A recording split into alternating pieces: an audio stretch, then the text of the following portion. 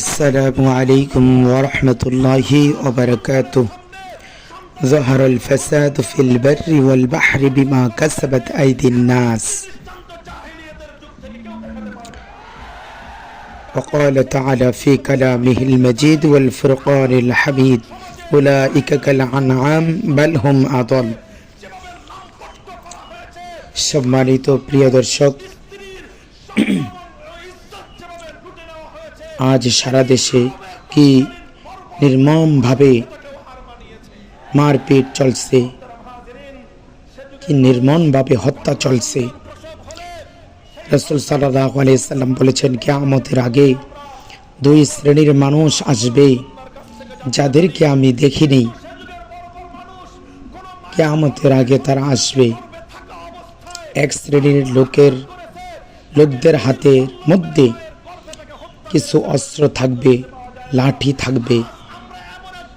তারা নির্মমভাবে মানুষদেরকে পিটাবে, হত্যা করবে, মেরে ফেলবে। আরেক শ্রেণীর মহিলা, যারা কাপড় পরেও নগ্ন দেখা যাবে, তারা নিজেদেরকে আকৃষ্ট করার চেষ্টা করবে এবং অন্যদেরকে আকৃষ্ট করবে।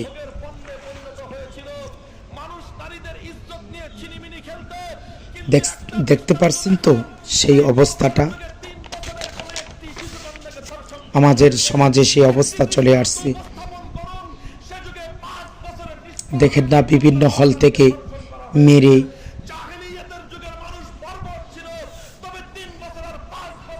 মেরে লাশ বানিয়ে ফেলতেছে, রক্তাক্ত করে ফেলতেছে। অস্ত্র হাতে, লাঠি হাতে যারা চলাফেরা করে তাদের উপরে ধিক্কার, তাদের উপরে, বিশেষ করে তাদের মা বাবার জন্য ধিক্কার, ধ্বংস হোক। তোমরা কি মনে করছো যে 10 জন 20 জন আইসা অস্ত্র হাতে নিয়ে মারবা আর নিজেদেরকে বীর মনে করবা? আসো, অস্ত্র ছাড়া আসো, খালি হাতে আসো, দেখা যাবে তখন লড়াই কার জয় হয়। কেন আপনি এরকম সন্তান জন্ম দিয়েছেন? কেন আপনার সন্তান এরকম হলো?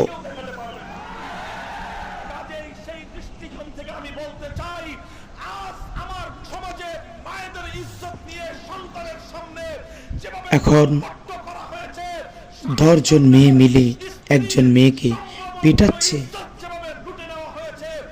তার বস্ত্রহীন করে ফেলছে। তাও আবার বড় দুঃখের ব্যাপার, ইসলামিক বিশ্ববিদ্যালয় কি বলেছে ইসলামিক নাম দেওয়ার জন্য? এটা কি ইসলাম?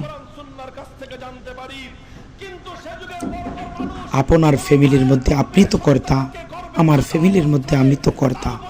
কেন ফ্যামিলির সবাই নামাজ পড়বে না? কেন ফ্যামিলির সবাই পর্দা থাকবে না? কেন? কারণটা কি? তাদের জন্য বদদোয়া করা যাবে না, দোয়া করা। আল্লাহ পাক সবাইকে হেদায়েত দান করুক। একজন কবর পূজারী আপনাকে কি হেদায়েত দান করে? হেদায়েতের পথ দেখাবে। একজন মাজার পূজারী আপনাকে কি পথ দেখাবে? হেদায়েতের পথ দেখাবে। একজন সন্ত্রাস আপনাকে কি রাষ্ট্রীয়ভাবে নিরাপদ দিবে?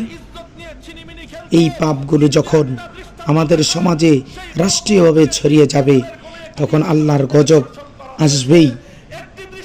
আল্লাহর গজব প্রতিরোধ করার কোনো রাস্তা নেই, একটা রাস্তা ছাড়া। সেই রাস্তা হলো তওবার রাস্তা, পাপাচার ছেড়ে দেওয়ার রাস্তা। এই জন্যই আল্লাহ তাআলা বলেন, যাহারাল ফাসাদু ফিল বাররি ওয়াল বাহরি বিমা কাসাবাত আইদিন নাস। জলে স্থলে যত বিপদ আপদ আছে এগুলো মানুষের কামাই। উলাইকা কাল আনআম বাল হুম আদল। ওই সমস্ত লোক, তারাই হলো 4 পাওয়ালা জানোয়ার, এবং 4 পাওয়ালা জানোয়ারের থেকে নিকৃষ্ট। আল্লাহ পাক আমাদের রাষ্ট্রীয়ভাবে সামাজিকভাবে সকলভাবে হেফাজত করুক, আমিন। ওয়া আখিরি দাওয়ানা আলহামদুলিল্লাহি রাব্বিল আলামিন।